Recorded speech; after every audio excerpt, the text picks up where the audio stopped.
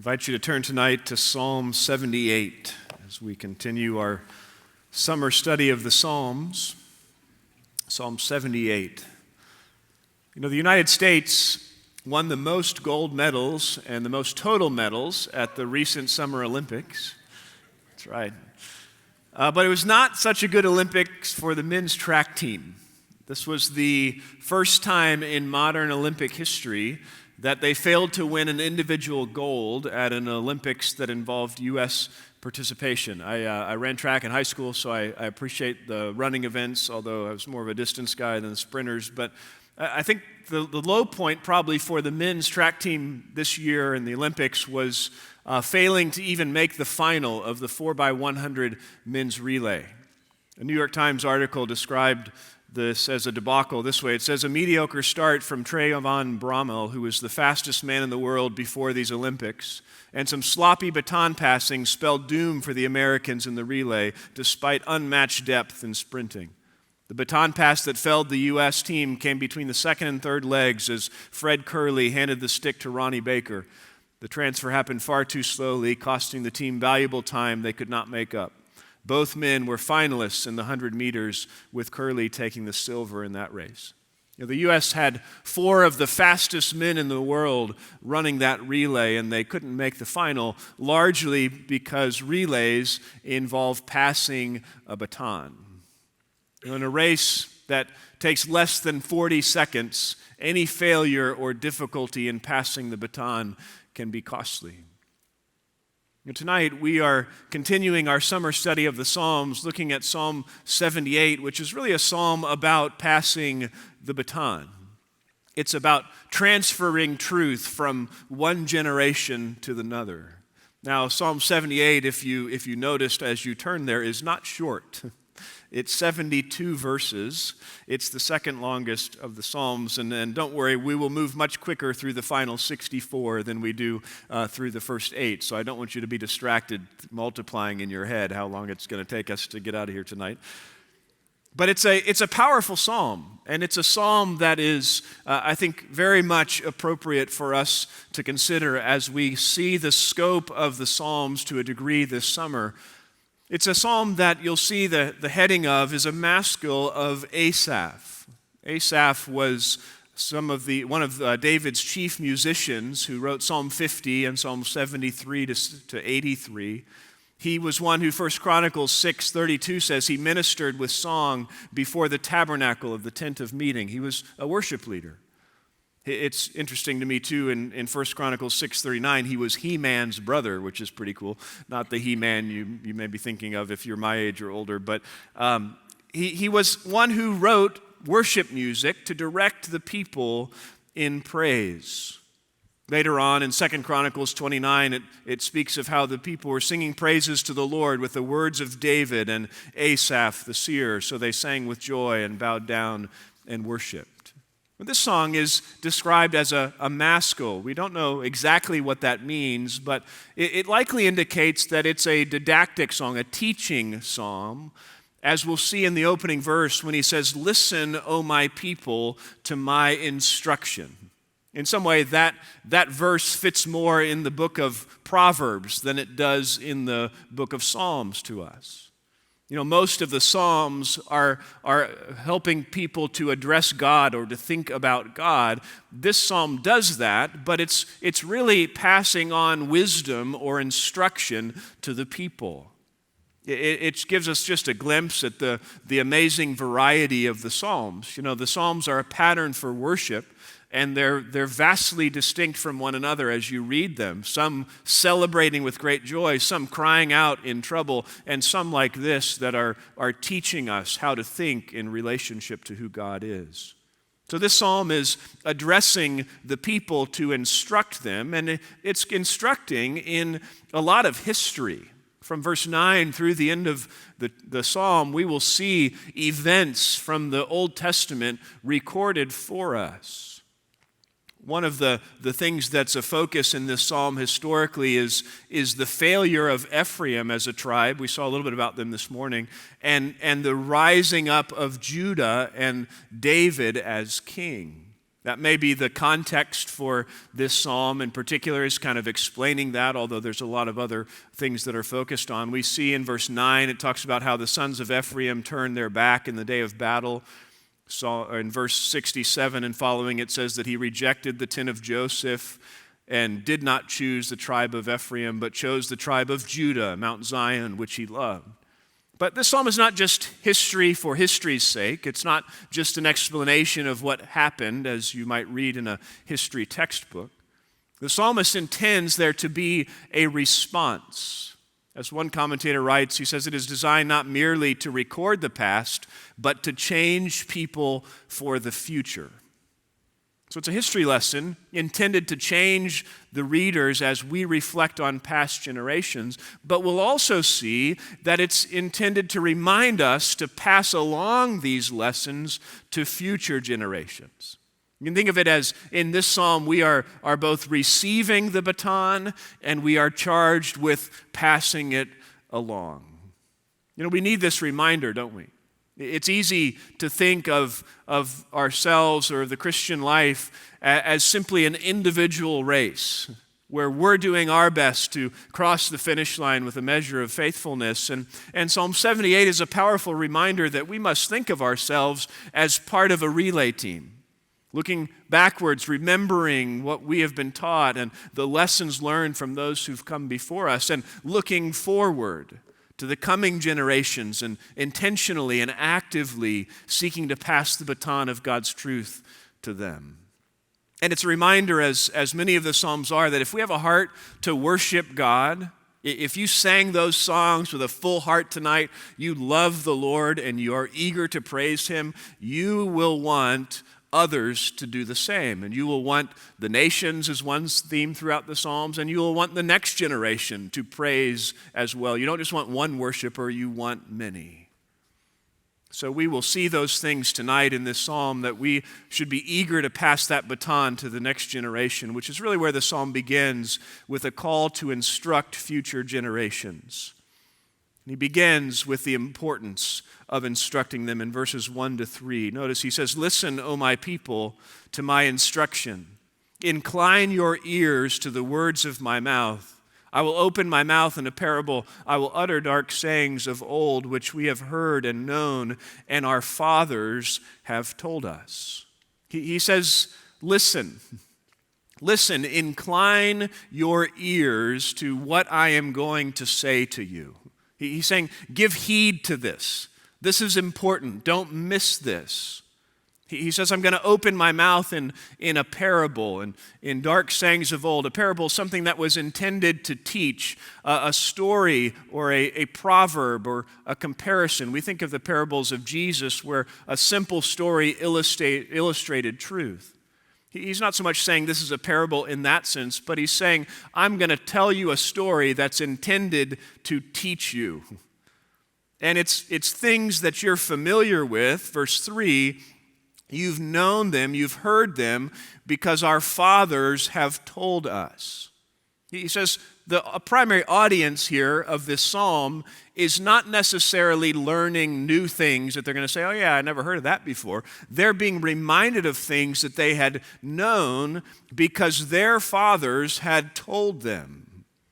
These are things that others had passed on to them. And he uses that word fathers not primarily of the father-son human relationship, although certainly that's a primary component, but it's of one generation of our ancestors are communicating truth to us. And for that previous generation, the fathers who have taught us, who we have heard things from and made known, it wasn't just a good idea on their part that they had. It wasn't an optional thing. They said, you know what, we should really tell the next generation these things because it'd be a bummer if people forgot these things. It's not an optional thing. It's not like signing your kids up for t-ball or some other sport or choosing some activity for them to be involved in. Verse 5 says it was a command of God. Why did the fathers do this? Well, certainly, hopefully it was because they had a heart to do it, but also because he commanded our fathers that they should teach them to their children. You see, this is not an optional thing. This is God commanding fathers to teach their children, one generation to pass along God's truth to the next. When did God command this in the Old Testament? Well, you likely remember lots of different times throughout Israel's history when the current generation was charged to pass along God's truth to the next generation. You think of things like the Exodus and the Passover celebration, where God commanded them year after year to commemorate that. And he said things like in Exodus 12:26, when you're celebrating the Passover, when your children say to you, "What does this mean to you?" you shall say, "It's a Passover sacrifice to the Lord, who passed over the house of the sons of Israel in Egypt when he smote the Egyptians, but spared our homes." And so the people bowed low and worshiped. God gave them a feast to celebrate because God knew if we can visually picture these things for the next generation, they'll ask, and there's a great teaching opportunity in that. God is not opposed to creative teaching of children. He set that up in the Passover and said, "You're to do this so that your kids will ask." Deuteronomy 4, after that generation had died in the wilderness and the next generation is getting ready to go into the promised land, Moses reiterated the command that they have to think about the coming generation. Deuteronomy 4:9, he said, "Only give heed to yourself and keep your soul diligently, so that you do not forget the things which your eyes have seen, and they do not depart from your heart all the days of your life. But," not just about you, "make them known to your sons and your grandsons." Pass them along. Or Deuteronomy 6, that very familiar passage where God reminded the generation that was currently there of the importance of keeping his commandments. He reminded them of the primary doctrine of the Old Testament, that the Lord is our God, the Lord is one, and you shall love the Lord your God with all your heart, and with all your soul, and with all your might. And he said, "These words which I'm commanding you shall be on your heart, and you shall teach them diligently to your sons, and you shall talk of them when you sit in your house, and when you walk by the way, and when you lie down, and when you rise up." He said you teach them formally, intentionally, and you just talk about these things all the time. God had commanded this. And so Asaph says this is important. We need this reminder of these truths, and we need to be committed to passing them along, as has been the case for us. This is a command of God. It's how we've learned these things. What does it look like to teach the next generation? He tells us in verse 4 the nature of instructing them. He says this, "We will not conceal them from their children, but tell to the generation to come the praises of the Lord and his strength and his wondrous works that he has done." See, being faithful to the next generation means, first, that we will not conceal these things from them. Now, that word conceal means exactly what you think it does, to hide something, to make it disappear, to keep it from sight. Certainly some actively do that. There's those who do not love God, who do not love the truth of God, who would actively seek to undermine and sweep away that truth. But here he's speaking to those who should love God and who do love God, and says, we won't conceal it. You see, we can inadvertently hide the truth of God from the next generation. We can do that if we're simply not careful and not caring enough to tell them, maybe because we're just distracted or we care more about other things. Maybe not even bad things, just not intentionally communicating the truth of God to them. Maybe it's because we don't love Christ and his word as we ought. Those verses in Deuteronomy all start with our own heart. You love the Lord, you love his word, and then you teach the next generation. Because if it's just something we're doing because we have to, we're not going to do it the way God intends. But if it's an overflow of our hearts, we will. But I think we can conceal truths from them simply by not communicating the whole story to them as well. This has been a significant issue in much of Christian children's ministry for many decades, is what are we actually teaching the kids? If all we teach kids is things like Jesus loves you and you're special, we are concealing the truth of God because the Bible has much more to say about that. The Bible speaks of God's holiness and power, about our sin, about God's justice and mercy. And that doesn't mean our children's Sunday school curriculum or what you talk to your kids about or your grandkids about shouldn't be age appropriate. You won't find, unless Joe's added something in that I wasn't aware of, like Song of Solomon in our children's Sunday school curriculum this year. So it's not that we don't choose to teach appropriate things to kids, but we shouldn't sugarcoat it. You know, the VBS pictures that you saw, they were studying creation and the fall and the flood and the Tower of Babel. There are some weighty truths in those stories about God's holiness and man's sin, about judgment and the death that is deserved because of sin. It's right that we teach those things about faith and salvation, God's mercy and grace. We must not conceal those truths from them. We must be eager to, secondly, to declare those things to them. He says, don't conceal them, but tell or declare these things to them. And what are we to declare? He says, declare the praises of the Lord, the glory, the excellence, the majesty of the Lord. Declare the fact that God is worthy of our worship and why that is so. God is distinct from us. He's the creator and we're creatures. He is holy. We are sinners. He deserves all the glory. The spotlight should be on him, and we must communicate that to the next generation. We're to declare his strength, it says, his power, his sovereign rule and his reign, and his wondrous works that he has done. His marvelous, amazing acts, creation by speaking the world into existence. The flood, the plagues in Egypt, the parting of the Red Sea, the miraculous provision for his people, and on and on and on and on and on we could go. But it's not simply tell them as in there's an intellectual passing on of facts. I love Psalm 145:4, which says, one generation shall praise your works to another and shall declare your mighty acts. We need to pass along the baton. These are not insignificant truths that if we get around to telling the next generation, that's great, but if we don't, no big deal.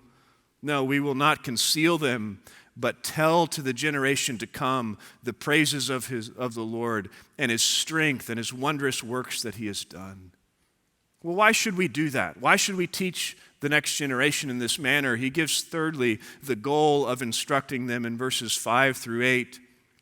One long sentence, he writes this.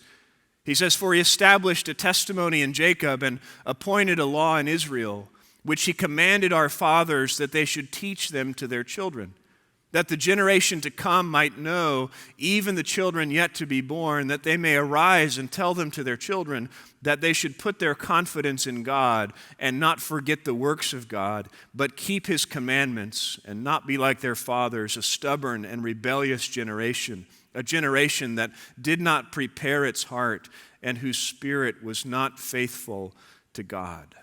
He says God established a testimony in Jacob and Israel. He gave them truth. He gave them the law. And he did so commanding our fathers that they should teach them to their children. God gave them the revelation of truth about himself and about what is required of man. And he said, you are to teach this. Why? Verse 6, that the generation to come might know, even the children yet to be born, that they may arise and tell them to their children. What's the goal? It's that every future generation will know the truth about God. Not just the next one. You notice what he's describing there? He says God gave this and commanded our fathers to teach them to their children, so that what? The generation to come might know, even who? The children who haven't yet been born, and that they may arise and tell them to their children. Did you get lost in how many generations that is? That's kind of the point. It goes on and on and on, future generations. You ever think that far in the future? You ever think about the generations that haven't been born yet and their children and wonder what they will know about God because of how faithful we've been to pass that truth along? Certainly we should all long for the return of Christ. I hope there is no sixth generation down the road because we're all in glory. But we don't have that promise of a timeline, do we? We're to live in anticipation of the return of Christ, and we're to live faithfully so that if he tarries, the future generations will know his truth. Doing all we can to faithfully pass the baton of God's truth to those coming after us so that by God's grace, those future generations can receive the baton as well. But it's not just about the transmission of head knowledge. We not only long for every future generation to know the truth, but he highlights the goal that every future generation will be impacted by the truth. You see, it's that all the generations may know these things, but that produces a response in their heart. He describes that response positively first in verse 7. He says that they should put their confidence in God and not forget the works of God, but keep his commandments. So as we teach the future generations, who teach the future generations, so that they will put their confidence, their hope, their trust, their reliance on God. It says our goal is not just that they know some facts, but it's that they have faith. That they have a genuine saving faith relying on Christ and Christ alone, and an enduring, trusting faith so that throughout the trials of life, their hope is in the Lord. One way that is cultivated is as they remember the works of God, that they do not forget the works of God. We want the next generations to hope in God because they remember all that God has done. Meditating on the truth of who he is and what he's done, both of which, hoping in God and remembering the works of God, lead to obeying the commands of God. They would put their hope in him and not forget his works, but keep his commandments. Derek Kidner, a commentator on the Psalms, says this is a threefold cord of faith, as personal trust, informed and humble thinking, and an obedient will. That's the goal. Again, I mentioned it's about more than head knowledge. It's not simply that the next generation will pass a true-false test about the Bible.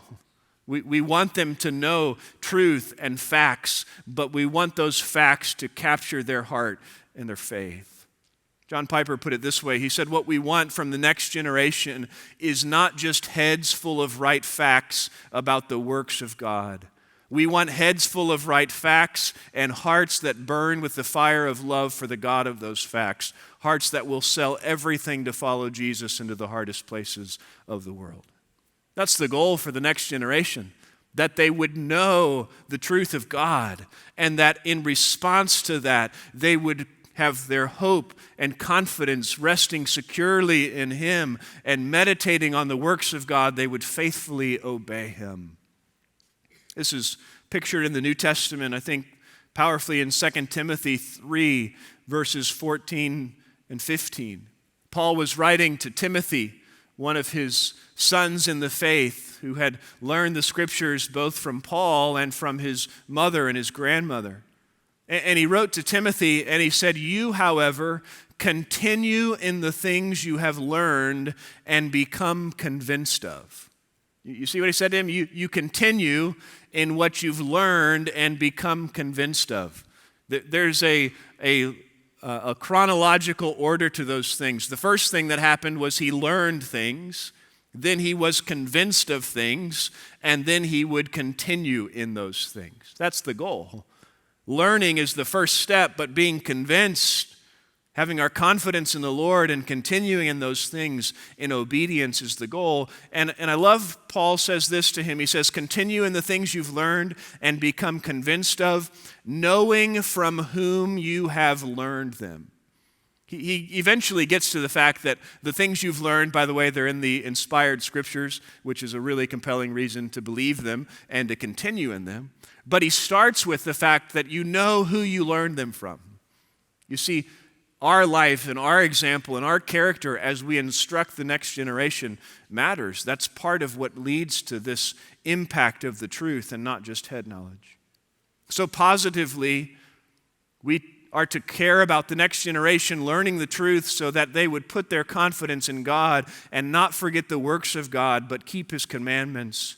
Negatively, we teach so that they would not be, verse 8, like their fathers, a stubborn and rebellious generation, a generation that did not prepare its heart and whose spirit was not faithful to God. You see, the generation that is going to be described in the remaining parts of this psalm was not faithful. They were stubbornly rebellious against God. They said, we know better. They said, our way is the best way, and we're going to do what we want instead of what God tells us to do.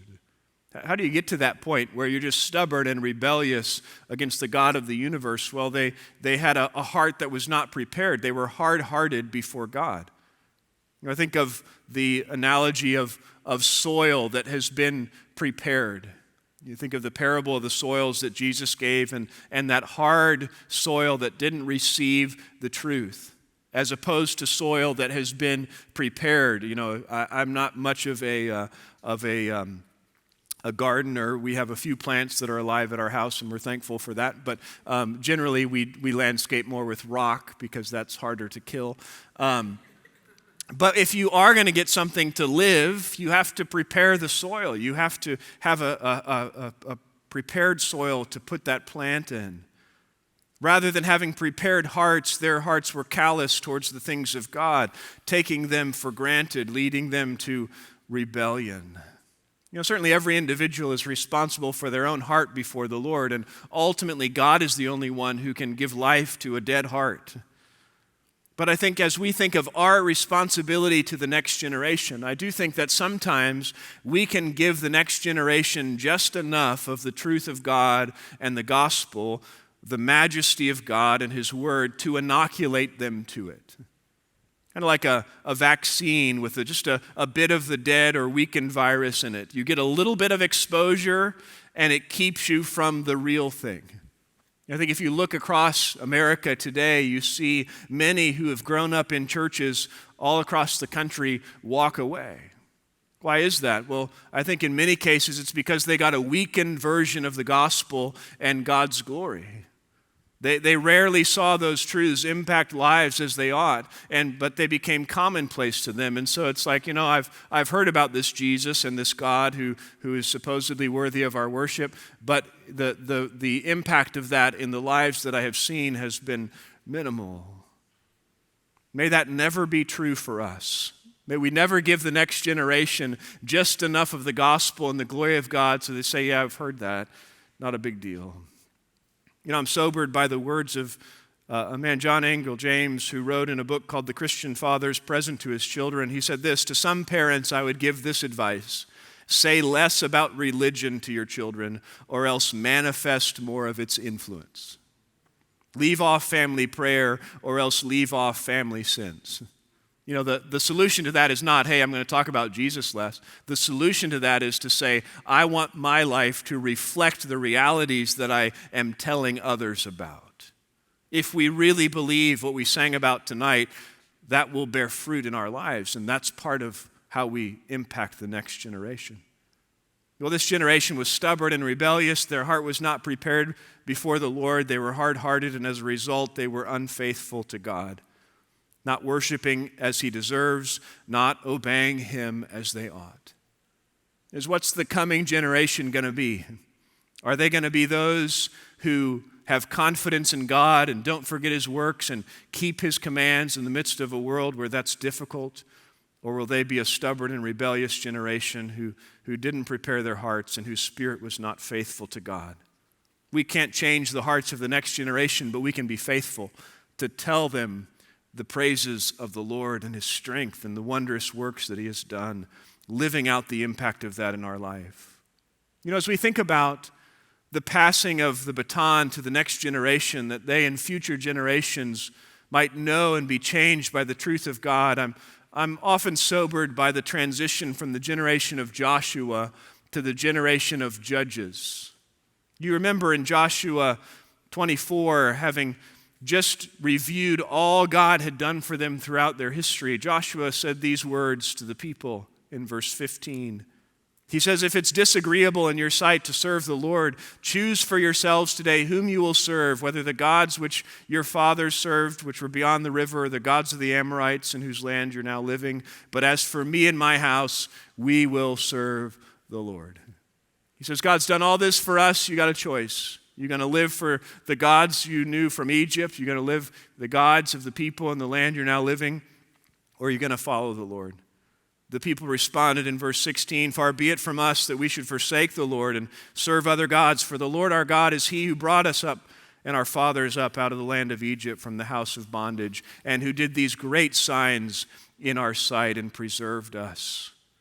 But by Judges chapter 2, verse 7, it says this, that the people served the Lord all the days of Joshua and all the days of the elders who survived Joshua, who had seen all the great work of the Lord which he had done for Israel. But then Joshua the son of Nun, the servant of the Lord, died at the age of 110, and they buried him in the territory of his inheritance in the hill country of Ephraim. And all that generation also were gathered to their fathers, and there arose another generation after them, who did not know the Lord, nor yet the work which he had done for Israel. Is that a failure of Joshua's generation to pass it along to them? Did they just assume that they were going to get it? Maybe inadvertently concealing those things because they just weren't careful to communicate that? Or was that a reflection of the hard hearts of the subsequent generation? Probably some of both, we don't know, but it's a sobering reminder of the importance of passing the baton, that we take seriously the call to instruct future generations. And having reminded us that we are to teach the next generation, Asaph transitions to some of the content of that instruction, and he gives us, secondly, the lessons learned from past generations. Lessons learned from past generations. The remainder of this psalm reminds us of the failure of those previous generations and of the faithfulness of God. It's a fascinating dynamic because much of what we will read is about the failure of the people, and I've phrased the lessons to reflect that. But it's against that backdrop that the wonders of God shine brightly. The things that God did, the works of God, and the faithfulness of God to them. The first lesson we see that reflects on what we are called to do with the next generation is that they failed to remember the works of God. Pick up in verse 9, and we'll speed up as we go here. It says, "The sons of Ephraim were archers equipped with bows, yet they turned back in the day of battle." They're mentioned again in verse 67, as I mentioned earlier, as those who were passed over for leadership. And at the time of the Exodus, the tribe of Ephraim was one of the most powerful and influential tribes, the largest of tribes. But they were eclipsed by Judah, and it's implied here over the course of the rest of this psalm that was because of their sin. It describes a time when they were equipped yet turned their back in the day of battle. We don't know exactly the specific event or events that he's referring to here. It may generally be referring to their failure as the leading tribe when they conquered the land. You recall that they didn't really finish fulfilling God's command to take the entirety of the promised land. That was part of the issue that came, was there were still people and idolatry in the land. They hadn't finished the task. Maybe that's what he's referring to, but we don't know for sure. Verse 10 says they did not keep the covenant of God and refused to walk in his law. See, they didn't trust God to finish the battle. They didn't obey him. They forgot his deeds, verse 11 says. That's why. They forgot his deeds and his miracles that he had shown them. I don't know if every time the scriptures say they forgot his deeds, if they mean that like they truly couldn't remember those things. Like, what did you talk about? The Exodus? I don't know.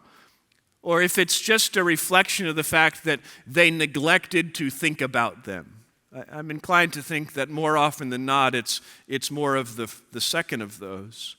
They forgot them. They didn't dwell on them. What did they forget? Verse 11, his deeds and his miracles that he had shown them. Like what? Verse 12, he wrought wonders before their fathers in the land of Egypt, in the field of Zon. He divided the sea and caused them to pass through. He made the waters stand up like a heap. Then he led them with the cloud by day and all the night with the light of fire. He split the rocks in the wilderness and gave them abundant drink like the ocean depths. He brought forth streams from the rock and caused waters to run down the rivers. If you've read your Old Testament, been a Christian for long at all, those lines bring up pictures of the stories of the Old Testament, of the events of God's faithfulness in the Exodus. The Ephraimites failed to remember those works, and as a result, they failed to trust God and to obey Him consistently. This is an example of what we were reminded of earlier in this psalm. It's an illustration of why it's so important that we don't lose sight of the works of the Lord, why it's so important that we tell the coming generation all that God has done. When we forget or lose sight of the works of the Lord, the result is a lack of confidence and trust in God and a lack of obedience to His word. We learn that they failed in that way, but secondly, we learn that they failed to trust the provision of God. Verse 17 says, yet they still continued to sin against Him, to rebel against the Most High in the desert. And in their heart, they put God to the test by asking food according to their desire. Read more about this in Numbers 11 and following. You remember they complained against God. Verse 19 says, and they spoke against God, and they said, can God prepare a table in the wilderness? Behold, He struck the rock so that the waters gushed out and streams were overflowing. Can He give bread also? Will He provide meat for His people? Therefore the Lord heard and was full of wrath, and a fire was kindled against Jacob, and anger also mounted against Israel, because they did not believe in God and did not trust in His salvation. You remember the people grumbled against God. He was miraculously providing all that they needed. Water for them, manna for them, things like their clothing not wearing out, and they started to complain, and they wanted meat. And so verse 23, he says, yet He commanded the clouds above and opened the doors of heaven. He rained down manna upon them to eat and gave them food. Man did eat the bread of angels. He sent food in abundance, and He caused the east wind to blow in the heavens, and by His power He directed the south wind. He rained meat upon them like the dust, even winged fowl like the sand of the seas, and He let them fall in the midst of their camp round about their dwelling. So they ate and were filled, and their desire He gave to them. And before they had satisfied their desire, while the food was still in their mouths, the anger of the Lord rose against them and killed some of their stoutest ones and subdued the choice men of Israel. Israel had seen God bring them out of the Exodus in amazing ways, and they responded by grumbling. They didn't trust God's provision, verse 22 said. They didn't believe in Him. They didn't trust in His salvation. They were not satisfied with what God gave them. They grumbled and they complained. Yet I love the connection between verse 22. They didn't believe Him, but God did continue to provide for them. It's instructive to me that God also gave them what they wanted in excess. This is just a brief warning to be careful what you want and what you ask God for, because sometimes He'll give it to you. He gave them their desires. He said, you want meat? I'll give you meat. I'll give you more meat than you ever want to eat. You'll have meat coming out your nostrils. I'll give you so much meat. God gave them what they wanted as a part of the discipline of them. His anger arose against them. Don't allow God's grace to be an excuse to sin. So surely, at this point, they learned their lesson. They responded perfectly and faithfully from that time forward, right? Not so much. 32. In spite of all this, they still sinned and did not believe in His wonderful works. So He brought their days to an end in futility and their years in sudden terror. And what He describes next is that they failed to keep their covenant with God. God disciplined them in the wilderness. Verse 34 says, when He killed them, Then they sought him and returned and searched diligently for God. And they remembered that God was their rock and the Most High God their Redeemer. It's like, yes. They're remembering the Lord. They're returning to him. But verse 36, but they deceived him with their mouth and lied to him with their tongue, for their heart was not steadfast toward him, nor were they faithful in his covenant. But he, being compassionate, forgave their iniquity and did not destroy them, and often he restrained his anger and did not arouse his wrath. Thus he remembered that they were but flesh, a wind that passes and does not return. Hosea 6, verse 4 describes the people's loyalty this way. It says, your loyalty is like a morning cloud and like a dew which goes away early. That was the picture of Israel's faithfulness to God. We saw it this morning with the example of the time of Gideon and Judges, where it's like the people are faithful for just a bit, but it's like that dew in the morning that's gone before, shortly after the sun comes up. That was their loyalty. That was their steadfastness to the Lord. It's like, yeah, we're going to be faithful to you, and bam, it's gone. They failed to keep the covenant with God. They did not consistently obey him. They were not faithful and steadfast to him. But again, what was God's response? He was compassionate. He forgave them. He didn't destroy them. He often restrained his anger. He remembered they were but flesh. God responded in kindness and compassion. He continued to discipline them, even as we saw in Judges. But we see the character of God on display. Fourth reality, they failed to remember the salvation of God. Verse 40 says how often they rebelled against him in the wilderness and grieved him in the desert. Again and again they tempted God and pained the Holy One of Israel. Why did they do this? Verse 42, they did not remember his power the day when he redeemed them from the adversary. Again, similar to what we saw earlier. He recounts what had happened in Egypt, verse 43, when he performed his signs in Egypt and his marvels in the field of Zon and turned their rivers to blood. Think of the plagues. And their streams they could not drink. He sent them swarms of flies which devoured them and frogs which destroyed them and gave their crops to the grasshopper and the product of their labor to the locust. He destroyed their vines with hailstones and their sycamore trees with frost. He gave over their cattle to the hailstones and their herds to bolts of lightning. He sent upon them his burning anger, fury, and indignation and trouble, a band of destroying angels. He leveled a path for his anger. He did not spare their soul from death, but gave over their life to the plague, and smote the firstborn in Egypt, the first issue of their virility in the tents of Ham. But he led forth his own people like sheep and guided them in the wilderness like a flock. He led them safely so that they did not fear, but the sea engulfed their enemies. And how did they respond to that? Well, back in verse 40, they rebelled against him in the wilderness because they didn't remember those things. They didn't focus on all that God had done for them in amazing ways. They forgot how God had redeemed them, and so they rebelled.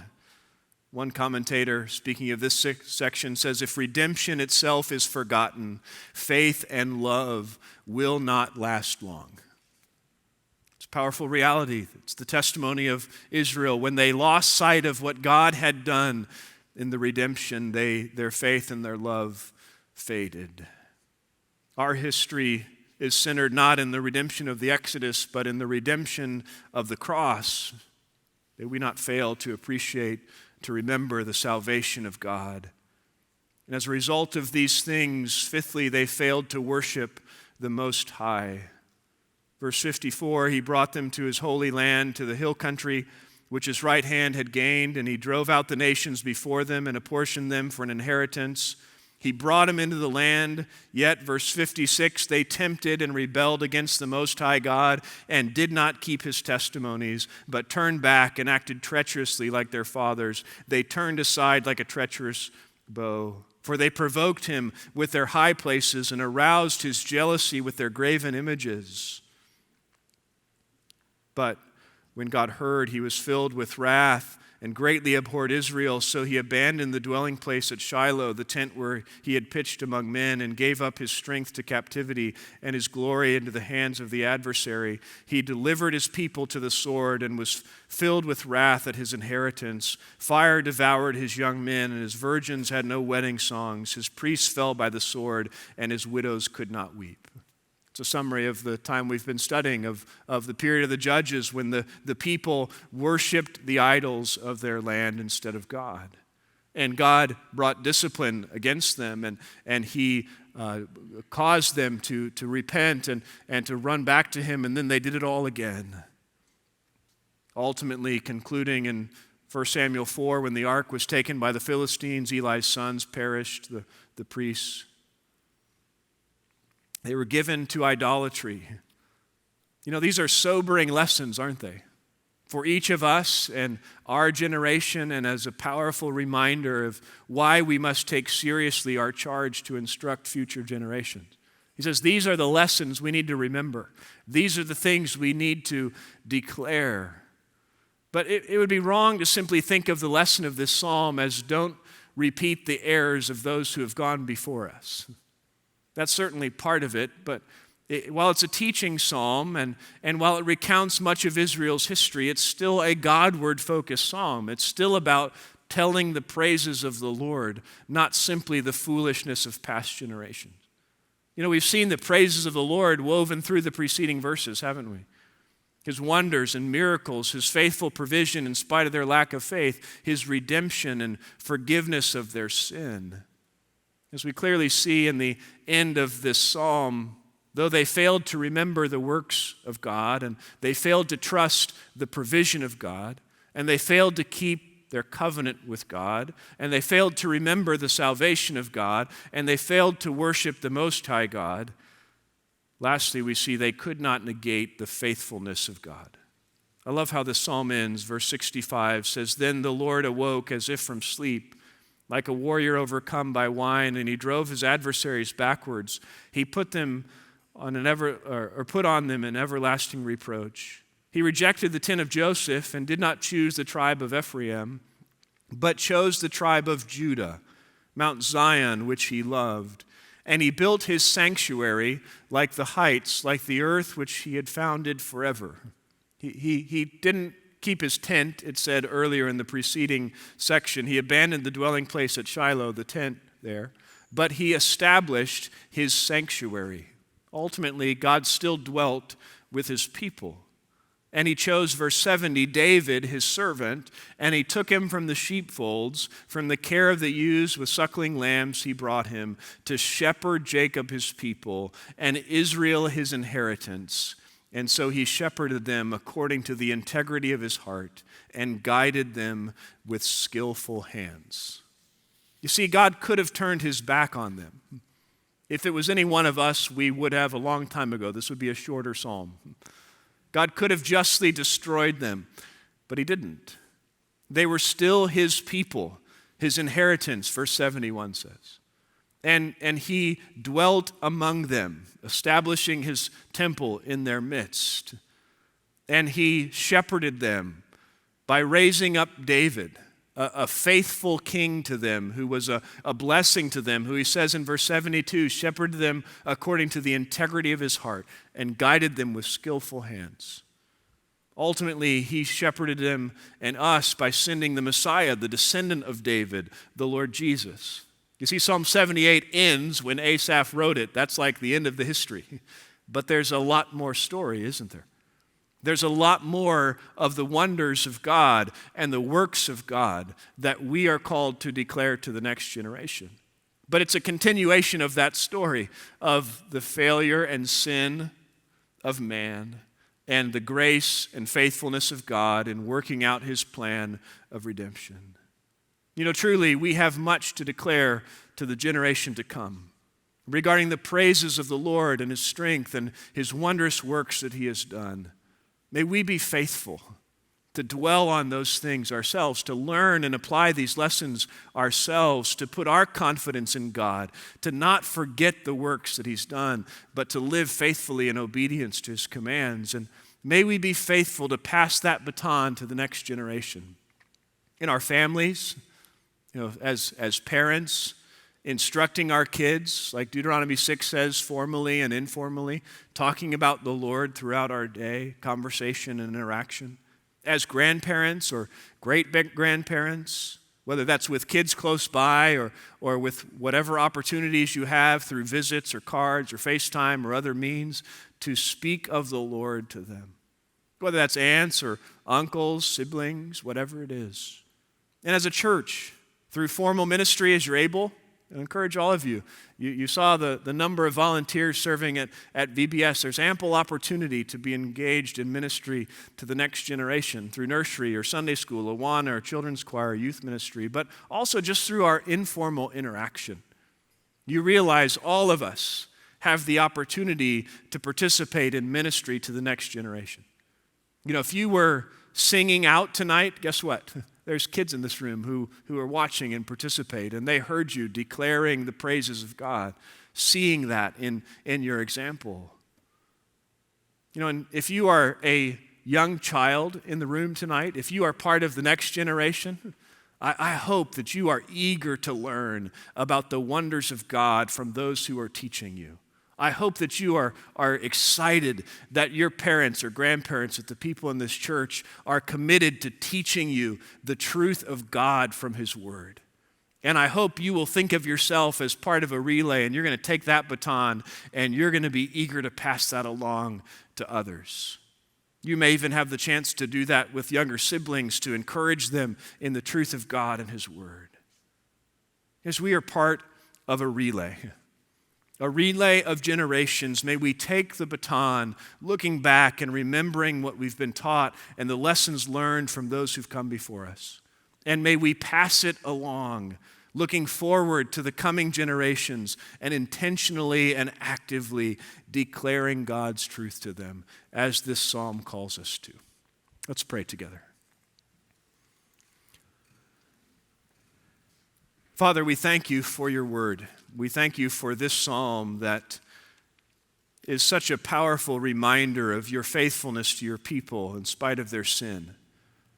And Lord, it's a sobering reminder of what happens when we do not take seriously your charge to remember the works that you have done, and when those things are not intentionally passed on to the coming generations.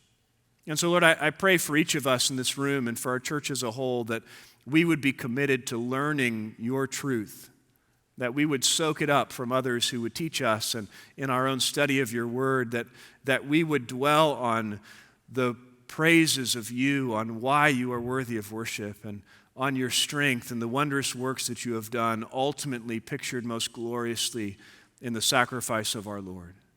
And Lord, I pray that the result of that would be that we would have confidence in you, that we would build our lives trusting you, that we would obey you, and that we would be eager to declare those things to the coming generation. Lord, don't let us conceal those things, but help us to put them on display in our words, in our lives, even as we sing, as we close now. We thank you in Christ's name. Amen.